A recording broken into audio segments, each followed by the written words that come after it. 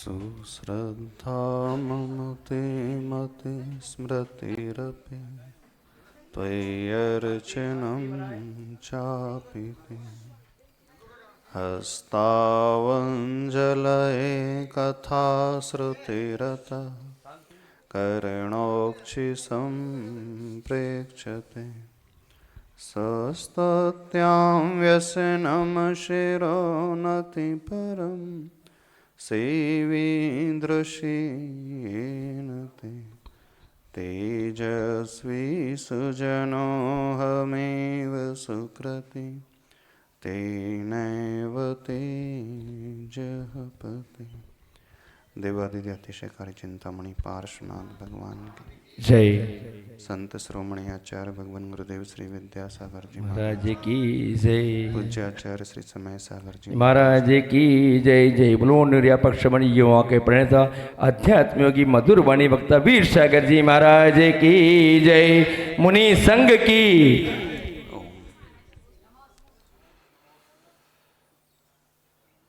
जीवन में खुशियाँ कैसे आती हैं, परिवार सुख में कैसे रहता है। हर व्यक्ति सुखी होना तो चाहता है, लेकिन वह रह नहीं पाता। आजकल वर्तमान में नई पीढ़ी भी विशेष रूप से मानसिक और शारीरिक दोनों ही रूप से अस्वस्थ जैसे ही रहती।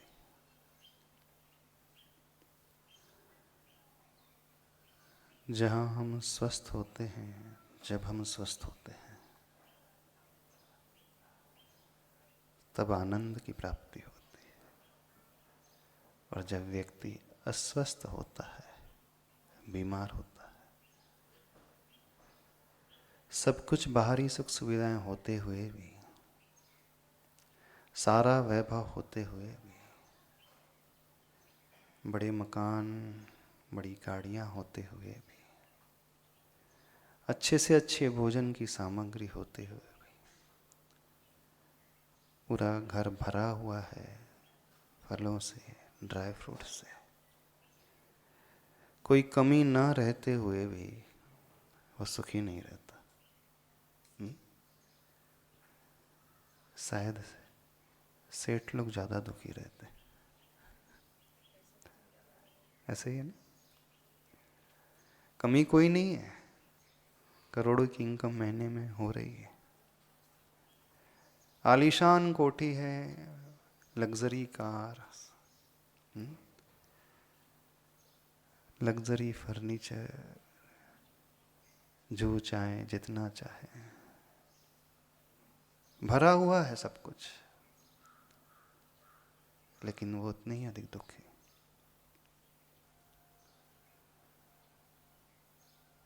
एक परिवार का घर कितना बड़ा हो सकता है?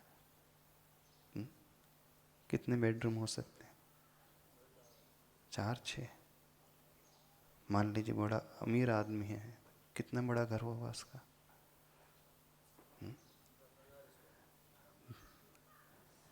26 मंजिली बिल्डिंग भी हो सकती है, एंटीलिया जैसे। अंबानी पर फैमिली मेंबर कितने हैं? हस्बैंड वाइफ, 2 बच्चे, 5 मेंबर, 6 मेंबर। 5-6 मेंबर के लिए 26 मंजिल बिल्डिंग भी होती है लोगों की। क्या लगता है वे सुखी हैं? कोई कमी नहीं है उनके पास। सैकड़ों की संख्या में नौकर है, स्टाफ है, ड्राइवर है, बड़े बड़े गार्डन्स हैं, पूल, स्विमिंग पूल है। जो सुविधाएं महलों में होती है, महलों जैसी सुविधाएं, इतना होते हुए भी कोई आवश्यक नहीं है कि वह सुखी हो ही जाए। क्यों? कि डॉक्टर ने मना किया, मीठा खा नहीं सकता। और इसने अर्थात फैटी फूड, घी, तेल देख ले तो परेशान कि कोलेस्ट्रॉल लेवल बहुत हाई है, शुगर भी 400 प्लस है, और हाइपरटेंशन तो रहता है अलग है, बीपी की शिकायत अलग है, और ब्लड प्रेशर ऐसा है कभी हाई हो जाए कभी लो हो जाए। तो डॉक्टर ने ये भी कह दिया कि नमक भी थोड़ा सा कम करना है, दूरी बना लो तो और अच्छा है।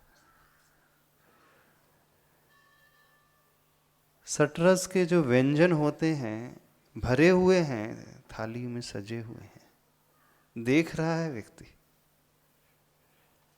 सिर्फ देख सकते हैं,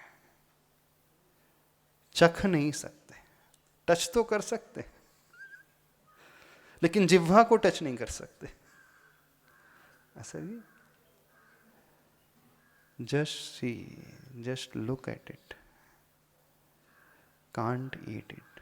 ऐसा यदि खा लिया जाए तो शुगर का स्तर और बढ़ जाएगा, कोलेस्ट्रॉल लेवल और हाई हो जाएगा, भरोसा नहीं कि कितनी जिंदगी जी पाए। तो डॉक्टर का डर, बीमारी का डर बना रहता है, और जहां बीमारी हो जाए और बीमारी का डर बना रहे, 56 भोग के बीच में रहता हुआ भी व्यक्ति नीरस भोजन करता है, बॉइल्ड फूड खाता है, सुख मिलता है उसे। जीवन में सुख की प्राप्ति हमारे शरीर पर भी आधारित तो रहती है, स्वास्थ्य पर भी आधारित तो रहती है, और मन की शांति पर भी आधारित रहती है। आज का जो लाइफ स्टाइल हो गया है पूरा अजीब ही हो गया है। कितने बजे वो सोते हैं, कितने बजे वो उठते हैं, उसका कोई टाइम टेबल ही नहीं। आयुर्वेद में एक सूत्र आता है, यत पिंडे तद ब्रह्मांड। जो इस पिंड में शरीर में होता है वही ब्रह्मांड में होता है, और जो ब्रह्मांड में होता है वही शरीर में होता है। ये ब्रह्मांड में 5 तत्व हैं, पंचभूत, पृथ्वी, जल, अग्नि, वायु, आकाश, और हमारे शरीर में भी यही 5 तत्व हैं, पृथ्वी तत्व, जल तत्व, अग्नि तत्व, वायु तत्व, आकाश तत्व। ब्रह्मांड अपने नेचर के अनुसार बड़ा व्यवस्थित चलता है। ये पूरा संसार सूर्य की गति के अनुसार एक टाइम टेबल को फॉलो करते हुए चलता है। 24 घंटे में सूर्य का परिभ्रमण होता रहता है, और उसी कारण इस संसार में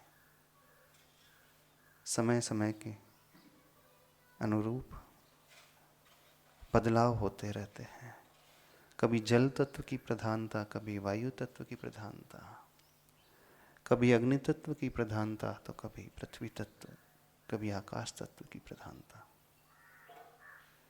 नेचर जब तक बैलेंस बना रहता है, प्रकृति में जब तक सब कुछ एक बैलेंस के अनुसार चलता है, तो प्रकृति कभी कुपित नहीं होती है। और प्रकृति में इम्बैलेंस होने लगता है तो बड़ी बड़ी प्राकृतिक आपदाएं आए दिन देखने को मिलती है। बाढ़ की घटनाएं, अकाल की, सुनामी की, भूकंप की घटनाएं, अकाल में ही बारिश हो जाना है, अकाल में ही ठंडी होने में, टेम्परेचर कभी बहुत बढ़ जाता है, कभी ऑल ऑफ सडन डाउन हो जाता है। सारा का सारा ये प्रकृति का जो माहौल बिगड़ता है, तब उसमें थोड़ा बहुत इम्बैलेंस कोई आज वर्तमान में आर्टिफिशियल तरीके से करते हैं, तो प्रकृति भी कुपित हो जाती है, अस्वस्थ हो जाती है। और जब प्रकृति अस्वस्थ हो जाती है, बड़े बड़े घटनाएं, बड़ी बड़ी महामारियां फैलने लगती हैं, लोग अपने आप को खोते चले जाते हैं। ठीक हमारा शरीर भी एक प्रकार से उस प्रकृति को रिप्रेजेंट करता है। प्रकृति में पृथ्वी तत्व है, हमारे शरीर में वो भारी हड्डियां जो होती हैं उस प्रकृति पृथ्वी तत्व को रिप्रेजेंट करती हैं। इस नेचर में जल तत्व है, हमारे शरीर में भी उसी अनुपात में जल है। भूमि की मात्रा संसार में कम है, जल की मात्रा अधिक है ना। विदित विश्व को देखा जाए तो समुद्र ने ज़्यादा एरिया घेरा, भूमि के लिए एरिया कम है। हमारे शरीर की भी यही दशा है, हमारे शरीर में जल तत्व की मात्रा अधिक रहती है, हड्डी आदि हैं, कठोर हैं, पृथ्वी तत्व कम है। इस नेचर में वायु है, हमारे शरीर में भी वायु तत्व होता है। ऊर्जा है इस नेचर में, सूर्य है, ताप है, अग्नि है। हमारे शरीर में पित्त की अग्नि है। स्पेस है, खाली स्थान, आकाश, जहाँ हमें अवगाहन मिलता है। ऐसे ही शरीर में भी आकाश तत्व है, एम्प्टी स्पेस है, जहाँ कुछ नहीं। हमारा स्टमक आमाशय है, एम्प्टी स्पेस रहता है। बहुत सारे ऐसे स्थान हैं हमारे शरीर में जहाँ आत्मा के प्रदेश नहीं होते, खाली स्थान होता है ना? यदि हम पेट को दबा दें, दर्द नहीं होता, वो क्या है? खाली स्थान है। नाक के छिद्र, वहाँ कोई आत्मा के प्रदेश नहीं होते, वहाँ संवेदना नहीं होती। कान के छिद्र, वहाँ भी कोई संवेदन नहीं होता। बोन मैरो देखा आपने, हॉलो स्पेस होता है हड्डियों के बीच में, देखी हुई कभी हड्डी? जब हड्डी फ्रैक्चर हो जाती है तो एकदम सॉलिड नहीं रहती है, बीच में थोड़ा सा हॉलो स्पेस होता है, खाली स्थान होता है। वहाँ भी हमारे आत्मा का प्रदेश नहीं होते। शरीर की एक रचना, शरीर की जो संरचना है, पूरे एक ब्रह्मांड की संरचना को रिप्रेजेंट करती है, या यूं कहें ब्रह्मांड की संरचना है, शरीर को संरचना को रिप्रेजेंट करती है। दोनों एक दूसरे के बिंब प्रतिबिंब है, रेप्लिका है। अब हमारे शरीर में बीमारी कब पैदा होती, कभी सोचा? हमारी बॉडी में बायोलॉजिकल क्लॉक होती है, एक जैविक घड़ी। इस ब्रह्मांड में भी एक घड़ी चलती है, और वो घड़ी चलती है सूर्य के परिभ्रमण के अनुसार। जब हम समय टाइम देखते हैं, मिनट्स हैं, घंटे हैं, ये क्या है? सारा ये टाइम का डिसाइड किससे होता है? सूर्य के गमन से होता है। अब प्रातःकाल सूर्य का उदय होता है, सूर्य के उदय होते ही चारों तरफ प्रकृति में जागरण हो जाता है ना। पक्षी स्वतः ही जग जाते हैं, पशु अपने आप गमन करने लगते हैं। जैसे जैसे सूर्य घूमता है उसका तापमान बढ़ता है, देखना। अब प्रातः काल से लेकर इवनिंग तक, जब सूर्योदय से सूर्यास्त की यात्रा होती है, तो जो कर्व ऐसा होता है, ऐसा मूव होता है, देन डाउनफॉल होने लगता है। गर्मी बढ़ती है, फिर घटने लगती है। संध्या आते ही ठंडी बढ़ती है, फिर उसका ग्राफ भी ऐसे ही इसी प्रोपोर्शन में चलता है। तो जैसी सूर्य की गति होती है, उसी के अनुसार तत्वों में भी परिणमन होता है। अब हमारा शरीर भी बिल्कुल उसी प्रकार है, एक जैविक घड़ी है, उसके अनुसार चलती। अब बाहर तो सूर्य का उदय हो गया है, और कोई व्यक्ति उस टाइम पे सोता रहे, तो क्या हो जाता है? अब दोनों जगह मिसमैच होना प्रारंभ हो गया। बाहर जिस तत्व की प्रधानता होना चाहिए, अब हमारे शरीर में उस तत्व की प्रधानता नहीं हो रही है, अब अलग कुछ गणित चल रहा है। क्योंकि जो आज का लाइफ स्टाइल है टोटली डिफरेंट लाइफ स्टाइल। पहले का लाइफ स्टाइल अलग था। ब्रह्म मुहूर्त होते ही लोग जाग जाते थे, भगवान का स्मरण, सारी क्रियाओं से निवृत्त होकर के पानी खींचना, आटा छानना, पीसना, खेत में जाना। उनकी जो दिनचर्या चलती थी सूर्योदय से सूर्यास्त तक चलती थी। और जब वो सूर्योदय से सूर्यास्त के अनुसार अपने आप को चलाते थे तो हमारी बॉडी के पंच तत्व और प्रकृति में रहने वाले पंच तत्व सिमिलर तरीके से चलते हैं। लेकिन आज क्या हो रहा है, कुछ लोगों का दिन रात में शुरू होता है ना, उनका दिन ही रात को शुरू होता है कि हो सकता है आप में से भी कई ऐसे हों।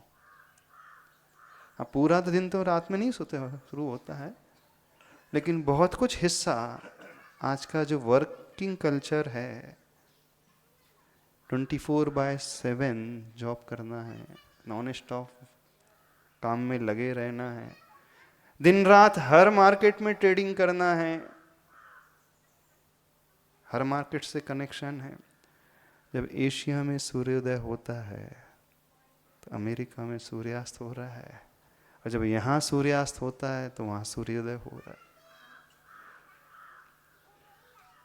सूर्य तो अपनी गति के अनुसार परिभ्रमण कर रहा है। अब जिसे हर मार्केट में ट्रेडिंग करना है, बिजनेस करना है, व्यापार करना है, तो उसे एशियन मार्केट को भी देखना पड़ेगा, इंडियन मार्केट को भी देखना पड़ेगा, यूरोपियन मार्केट को भी देखना पड़ेगा और अमेरिकन मार्केट को भी देखना पड़ेगा। अब वो सो नहीं सकता, सो जाए तो नुकसान हो जाए। उसका लोभ उसे रात में जगाए रखता है, प्रेरित करता है, नहीं काम करते रहो करते रहो। अब उस कार्य करते समय उसे अच्छा तो लगता है, आनंद तो आता है, क्योंकि इनकम बहुत होती है, पैसा बहुत आ रहा है। उन पैसों से उसने सारी सुख सुविधाएं जमा ली। लेकिन एक बहुत बड़ी भूल आज की पीढ़ी कर रही है, नेचर के अगेंस्ट पूरी घड़ी उसकी चलने लगी है। अब उसकी जो बायोलॉजिकल क्लॉक है कब स्टार्ट होती है बताइए? आपकी बायोलॉजिकल क्लॉक का स्टार्टिंग पॉइंट कौन सा होता है? प्रकृति में सूर्योदय से सही देखा जाए तो तिथि जो बदलती हैं सूर्योदय के अनुसार बदलती है, ऐसी है ना। अब इंग्लिश कैलेंडर में तो रात के 12 बजे है, उनका सिस्टम ही अलग है। 12 बजे वहाँ डेट चेंज होती है। और भारतीय संस्कृति में तिथि का परिवर्तन कब होता है? सूर्योदय से दिन होता है और तिथि भी सूर्योदय से बदलती है। तो भारतीय संस्कृति हमेशा नेचर को फॉलो करने वाली रही है, प्रकृति को अनुसार चलने वाली है। और जो वेस्टर्न संस्कृति है, पाश्चात्य संस्कृति है, नेचर के अनुसार नहीं चलती है, वो अपनी कुछ समझ के अनुसार चलती है, जिस प्रकार से उसका काम अच्छा हो सके उसके अनुसार। वहाँ रात के 12 बजे नया दिन शुरू होता है। कैलेंडर में भी इसी होता है। जब आपकी टिकट है रात के 12 बजे, ट्रेन की टिकट हो, 12:02 पे टिकट हो, 5 बजे ट्रेन आ रही हो, डेट बदल जाएगी, बदल जाती है ना। कई लोग बड़े कंफ्यूज हो जाते हैं। हाँ, रिजर्वेशन कराया 20 का था और ट्रेन आके 19 को निकल गई। हमने तो ध्यान ही नहीं दिया, हम तो समझे थे कि रात के 12:05 है, इसका मतलब सेम डेट होगी, और डेट चेंज हो जाती है। कई लोगों के साथ कंफ्यूजन हो जाता है ऐसा। तो उनकी क्लॉक अलग चलती है और भारतीय संस्कृति की क्लॉक नेचर के अनुसार चलती है। तो जो लोग अपने शरीर को नेचर के अनुसार चलाते हैं, उनके शरीर में पांचों ही तत्व बैलेंस रहते हैं। सूर्योदय के अनुसार ही अब पित्त तत्व की प्रधानता होने लगेगी। धीरे धीरे सूर्य बढ़ता है, गर्मी बढ़ती है। अब देखना मॉर्निंग में ही अब आपका पित्त ऊपर आने लगेगा, 9-10 बजे आपको भूख लगती है। पित्त का अर्थ है जठराग्नि। जिसे कहते हैं ना जठराग्नि मजबूत है जिसकी, अथवा डाइजेस्टिव पावर जिसका अच्छा है। अब देखना सूर्य बढ़ रहा है और आपकी भूख बढ़ रही है। क्या अर्थ है इसका? पित्त बढ़ रहा, पित्त तत्व की प्रधानता। दोपहर के बाद सूर्य थोड़ा सा अब ढलान की ओर है, अब पित्त तत्व डाउनफॉल में आ जाएगा। दूसरा तत्व फिर जल तत्व की आवश्यकता। संध्या काल के समय फिर वायु तत्व की प्रधानता, अथवा उसे कहें तो वात पित्त कफ के अनुसार बैलेंस करें तो तीनों का जब बैलेंस होता है तो वो व्यक्ति स्वस्थ होता है। और वात पित्त कफ में इम्बैलेंस हो जाता है तो वहाँ बीमारी पैदा हो जाती है। अथवा पंचभूत के अनुसार हम चलने की कोशिश करें, पृथ्वी तत्व की भी आवश्यकता है, जल तत्व की भी, अग्नि तत्व की, वायु तत्व और आकाश तत्व, सबकी आवश्यकता है। लेकिन आज के लाइफ स्टाइल में व्यक्ति को जब उठना चाहिए वो सोता है, और जब सोना चाहिए वो जागता है। व्यक्ति को जब भोजन करना चाहिए वो बेड टी लेता है, और जब उसे अपने स्टमक को विश्राम देना चाहिए तब उसका वो भोजन होता है। होता ना, डिनर टाइम क्या है? रात के हैं 9 बजे। सूर्यास्त अपने आप में संकेत दे रहा है अब अस्ताचल की ओर हम आते चले जाएं। पशु पक्षी अपने घोंसले में, अपनी गुफाओं में, अपने स्थान में आ जाते हैं। जितने भी पशु पक्षी हैं वो पूरी प्रकृति के अनुसार चलते हैं, इसलिए पशुओं को कभी डॉक्टर की आवश्यकता नहीं पड़ती। जंगल में रहते उन्हें कभी डॉक्टर की आवश्यकता नहीं पड़ती। मनुष्य को ही डॉक्टर वैद्य की आवश्यकता पड़ती है। क्यों? आखिर अभी क्या भोजन कर रहा है उसकी और बात ही नहीं आ रही है। पूरा इम्बैलेंस चल रहा है। अब जैसे ही हमारा सोना और उठने का टाइम बदल गया, अब हमारी बॉडी का जो सिस्टम है वो भी कंफ्यूज हो जाता है। बिल्कुल अपनी बॉडी में भी सिस्टम है, हमारा एक ही ब्रेन नहीं होता है। Stomach is the second brain of the human being. हमारा पेट जो है ना, दूसरा मस्तिष्क कहलाता है, समझना। जिसका मन अस्वस्थ रहता है उसका पेट भी अस्वस्थ रहता है। कभी मार्क किया आपने? जो व्यक्ति हमेशा टेंशन में रहता है, जो हमेशा चिंतित रहता है, जो बहुत ज़्यादा सोचते ही रहता है, ओवर थिंकिंग करते रहता है, जो व्यक्ति हमेशा कंफ्यूज रहता है, जिसकी डिसीजन मेकिंग पावर बहुत वीक होती है, जो कभी निर्णय नहीं ले पाता है, करूं नहीं करूं, थोड़ी देर पहले लगता है कर लूं काम, फिर बोलता है नहीं करते हैं। यानी जो हमेशा इस प्रकार से चलने वाला, नेगेटिविटी से घिरा हुआ है, तनावपूर्ण जीवन जीता है, हमेशा चिंता से भरा हुआ है, जो डिप्रेशन की ओर आता है, एकदम निराशा वाला व्यक्ति, निराशावादी सोच वाला व्यक्ति होता है, उनके सिम्टम्स जानते क्या होते हैं? प्राय उन्हें आईबीएस की प्रॉब्लम होती है। आईबीएस समझते हो? इरिटेबल बाउल सिंड्रोम, अर्थात आंव की शिकायत, इंडाइजेशन की शिकायत। यदि और समझना चाहें तो उनका पाचन तंत्र सबसे वीक होता है। किन लोगों का पाचन तंत्र सबसे ज्यादा कमजोर होता है? जो हमेशा कंफ्यूज रहते हैं, जो हमेशा चिंतित रहते हैं, जो हमेशा तनाव में रहते हैं, निराशा में डूबे रहते हैं, जिनका ब्रेन इस प्रकार के काम करता है, उसका सेकंड ब्रेन भी ऐसे काम करता है, स्टमक भी वैसे ही काम करता है। यानी जब हम अंदर से परेशान रहेंगे तो हमारी बॉडी में जो एंजाइम्स का सिक्रीशन होना चाहिए, जिन रसों की मात्रा निकलना चाहिए उन ग्रंथियों से, वो प्रॉपर नहीं निकलती है। क्योंकि भोजन जो पचता है उस प्रकार के एंजाइम से। पित्त का सिक्रीशन कितना होना चाहिए, बाइल कितना निकलना चाहिए, किस टाइम पे निकलना चाहिए, कितनी मात्रा में और किस क्वालिटी का, इस सारा का सारा निर्णय ब्रेन के अनुसार होता है। समझना इस बात को। जो व्यक्ति हमेशा मानसिक रूप से स्वस्थ रहता है, यानी जिससे तनाव नहीं आता है, इसका मतलब जो बिंदास है, टेंशन ही नहीं लेता, वो कुछ भी होते रहे उससे ज्यादा फर्क ही नहीं पड़ता,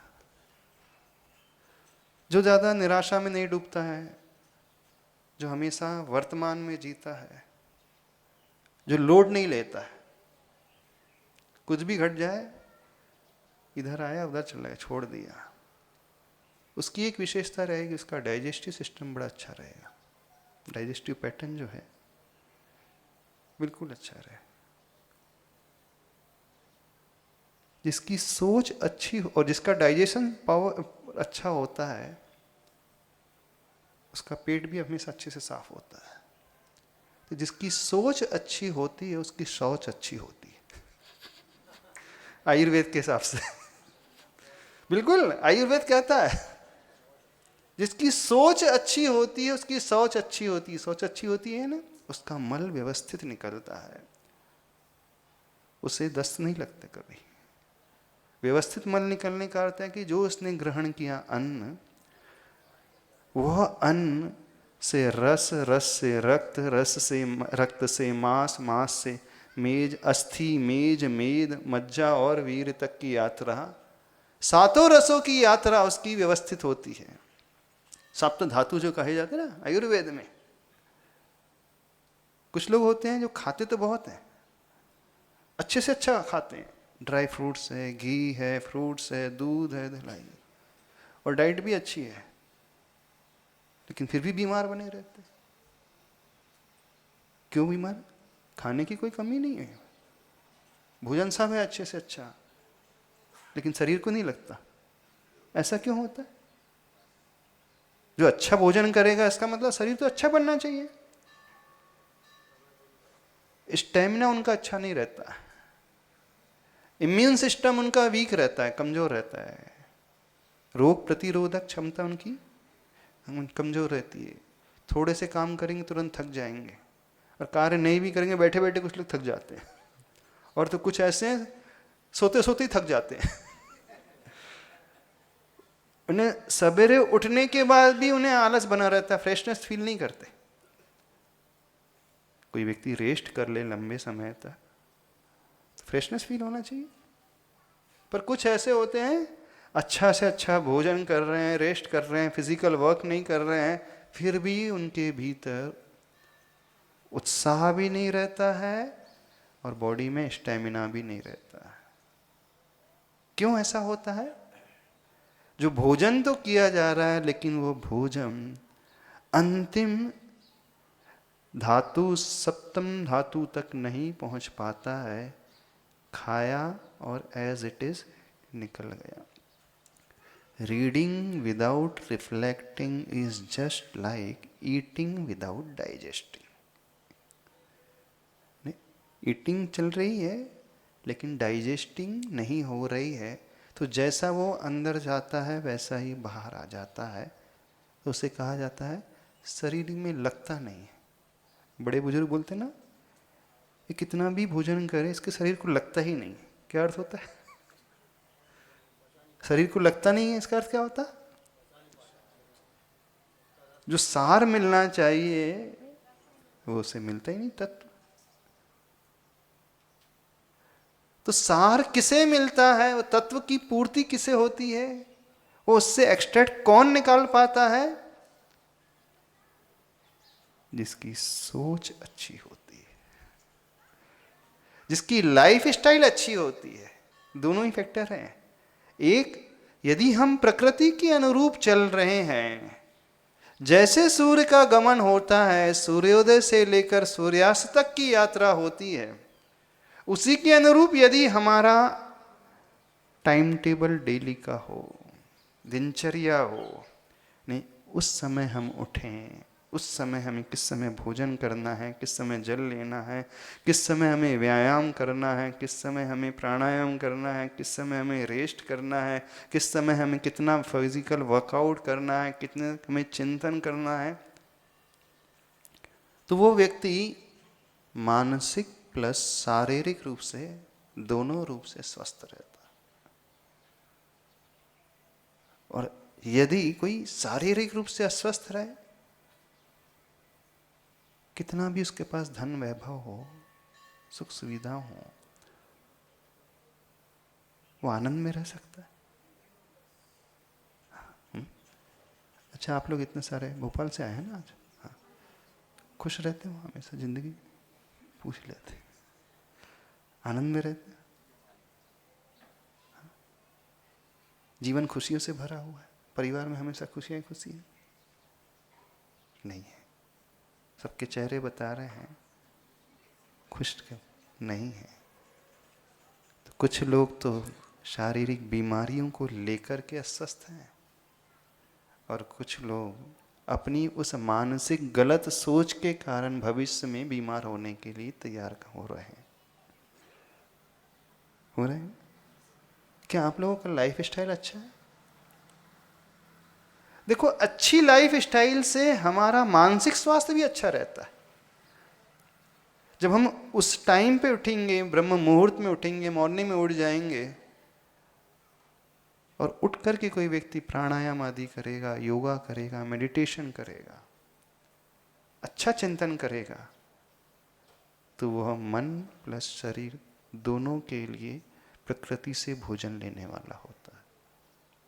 ऐसा नहीं अन्न ही हमारे लिए भोजन का काम करता है। प्रकृति में रहने वाले पंच तत्व हैं, वे भी हमारे लिए भोजन का कार्य करते हैं। हमारी शक्ति मात्र अन्न से ही पैदा नहीं होती है। मेन शक्ति हमें मिलती है उस अन्न को सही तरीके से पचाने से। और अन्न का सही पाचन, या यूं कहें शारीरिक स्वास्थ्य की प्राप्ति और मानसिक स्वास्थ्य की प्राप्ति, प्रकृति प्लस हमारे नेचर दोनों में डिपेंड करती है। बाहर का नेचर और हमारा नेचर। नेचर का अर्थ होता है स्वभाव, और नेचर का अर्थ होता है प्रकृति। जो बाहर का एनवायरनमेंट है वो तो स्वस्थ है, लेकिन हमने अपनी लाइफ स्टाइल को बदल करके उस नेचर से जो भोजन लेना चाहिए था, पंच तत्व को ग्रहण करना चाहिए था, सही टाइम पर जो मिलना चाहिए था, अब हमने उन चैनल को ही ब्लॉक कर दिया। देखना, जिस टाइम पर वो व्यक्ति को उठना चाहिए उस टाइम में वो सो रहा है, तो आपको वो तत्व नहीं मिल पाएंगे प्रकृति से। वो एनर्जी जो सूर्य से मिलना चाहिए वो नहीं मिल पाएगी। वो फ्रेश एयर जो शरीर के भीतर जाना चाहिए वो अंदर प्रवेश नहीं हो पाएगी।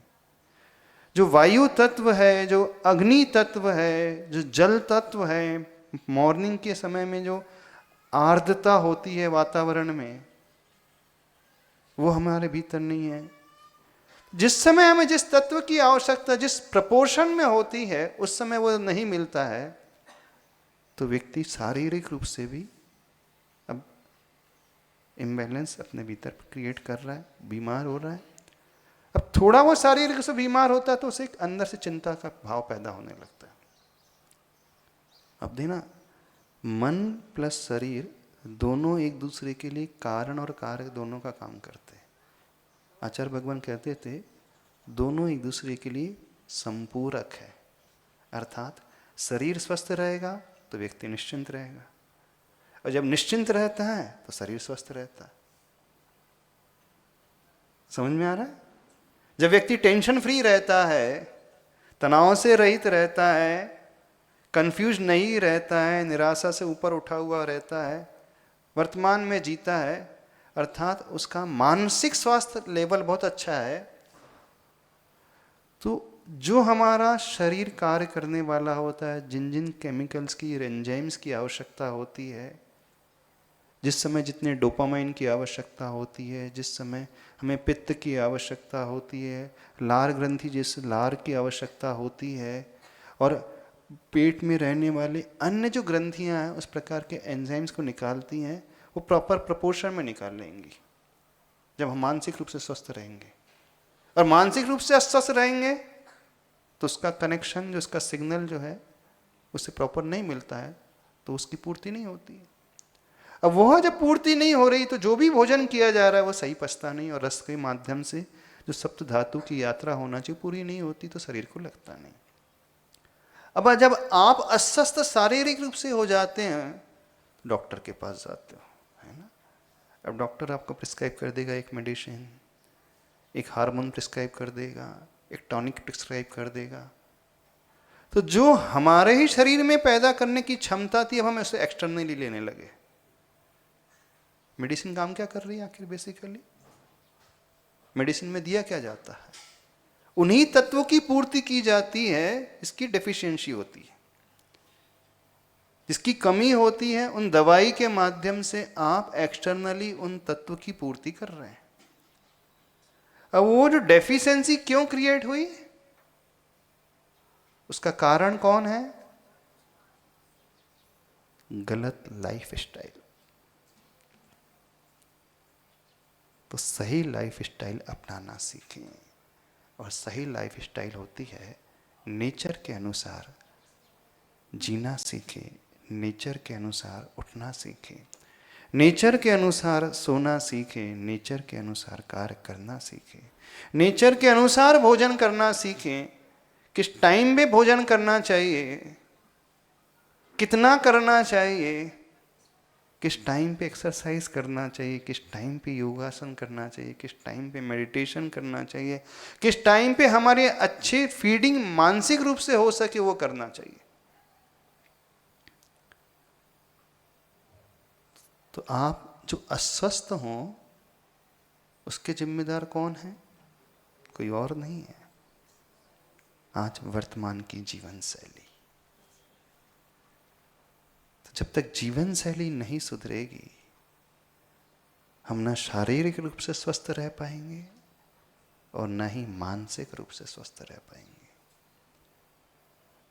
बाहर कितना भी अंबार क्यों ना लगा लूं आप पैसों का, एयर कंडीशन, फ्रिज, टेलीविज़न, गाड़ियाँ, ड्राई फ्रूट्स, फ्रूट्स, घी, तेल, अच्छे से अच्छे भोजन,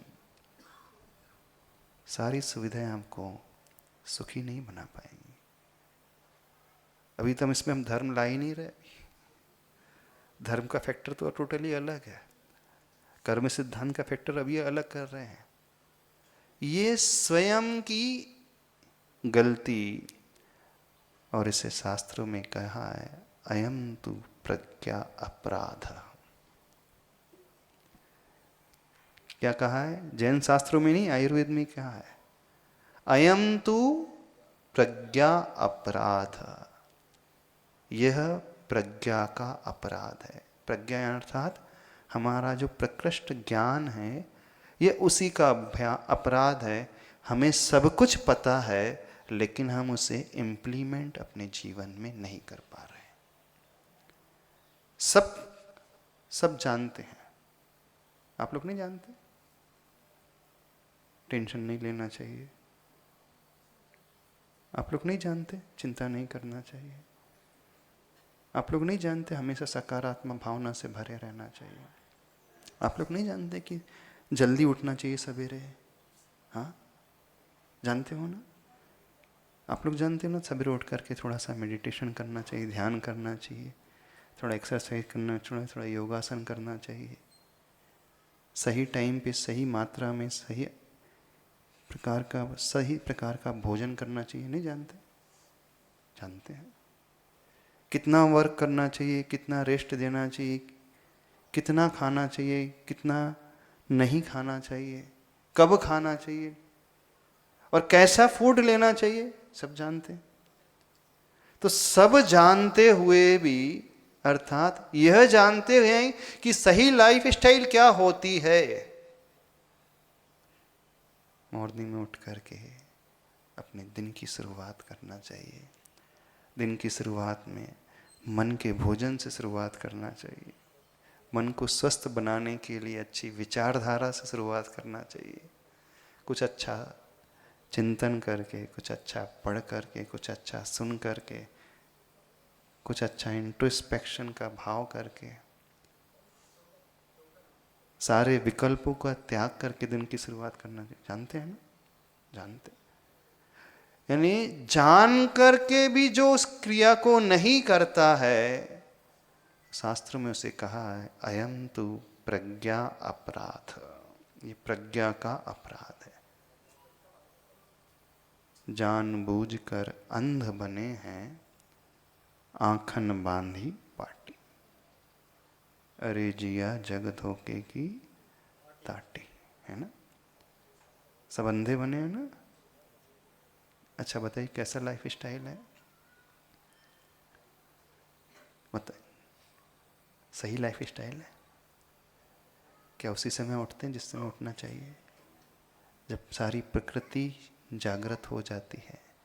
प्रकृति में, नेचर में रहने वाले वो पशु पक्षी उठ जाते हैं। उठते हैं? नहीं उठते। क्या उसी टाइम पे उसी उतनी ही क्वांटिटी में उसी क्वालिटी का भोजन किया जाता है? क्या अपने आप की मानसिक दशा को सुधारा जाता है? नहीं। तो फिर आप शारीरिक रूप से भी बीमार पड़ेंगे। फिर वही आपकी शारीरिक बीमारी आपके मन के चिंता के कारण बनेगी, तो मानसिक रूप से बीमार होंगे। फिर वही मानसिक बीमारी पुनः और शारीरिक बीमारी को पैदा करिए, बढ़ाएगी। फिर वो चिंता और बढ़ेगी। दोनों एक दूसरे को बढ़ाते हैं चले जा रहे हैं। अब ऐसी स्थिति में कहाँ सुख मिलेगा? कुल मिलाकर के करना क्या है? Change your life style. Jain धर्म में जो बताया है ना लाइफ स्टाइल का तरीका, वो पूरा नेचर के अनुरूप बताया। सनसेट के पहले भोजन कर लेना चाहिए, सूर्यास्त के पूर्व भोजन करने लेना चाहिए।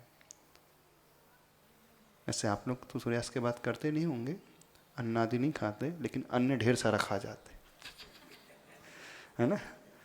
ड्राई फ्रूट्स है, रबड़ी है, मलाई है, आइसक्रीम्स है, वेफर्स हैं, साबूदाने की खिचड़ी है, फरारी के नाम पे। जितनी दिन भर में कैलोरी नहीं जाती है उतनी जो है फरारी में चली जाती है। आप बोलते हैं हम जैन धर्म का पूरा अनुसरण कर रहे हैं। नहीं, अपने स्वास्थ्य को भी देखें, मानसिक स्वास्थ्य को भी देखें। जब ये दोनों स्वास्थ्य होंगे तब कहीं जाकर के आत्मिक स्वास्थ्य की बात आएगी। वहाँ से फिर धर्म शुरू होता है। समय आपका हो गया तो क्या समझ में आया? महाराज जी जो आपने समझा है सब समझ में आ गया, लेकिन करेंगे वही हम करते हैं। अयम तु प्रज्ञा अपराध। ठीक है? कुल मिलाकर के हम नहीं सुधरेंगे। ये नारा पक्का है ना? एक मूवी आई थी, इसका टाइटल ही था हम नहीं सुधरेंगे। तो आप लोग कभी नहीं सुधरोगे। सब सुनते हैं, सबको पता है, थोड़ा सा सुधर जाओ। सुधर जाओगे तो आपके लिए, नहीं तो फिर सिधार जाओगे। हाँ, उधर सिधारो, इससे पहले सुधर जाओ तो कल्याण हो पाएगा। बोले देवादिदेव चिंतामणि पार्श्वनाथ भगवान।